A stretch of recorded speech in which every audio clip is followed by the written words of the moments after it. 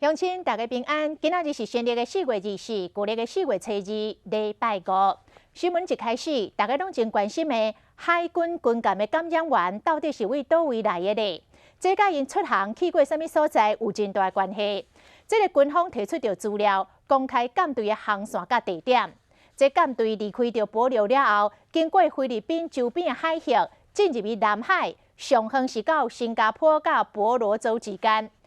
支队长陈道辉接受刘伟电话质询，讲伊曾经来回报讲有人发烧，但是隔天阁来解喙，讲这个记忆有重大，因为隔离期间来失眠，阁误解到刘伟质询的意思，才会讲唔对。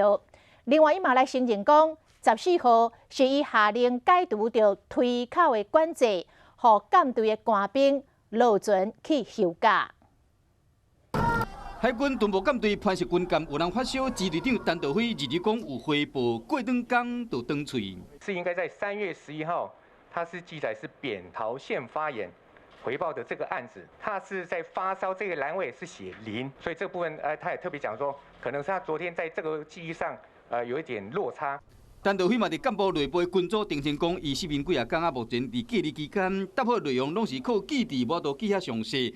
当时误解250委员的质询，4月14日早起经过联检小组检查，确认支队各舰的状况正常。依照109年巡逻远航计划支队实施计划，执行不能权责，依照舰艇常规实施放监。真的记错，还是说国防部现在慢慢的有了一个统一的说辞？这个我们不得而知了。也许他现在在自主隔离，是不是有资讯不足的状况？这个我们还要做调查。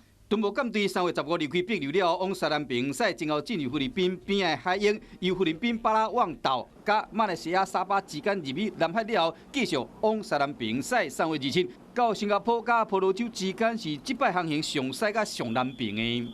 有穿越了几个重要的航道，对于未来台湾的国际经济命脉来讲是重要一件事情。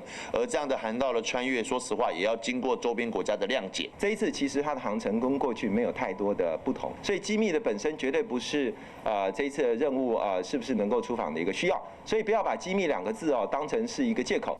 那你个立委看法无共款，随着军方公布的航行路线，不得不出航的机密任务到底是啥物？恐惊只有军方甲国安的高层才都讲清楚。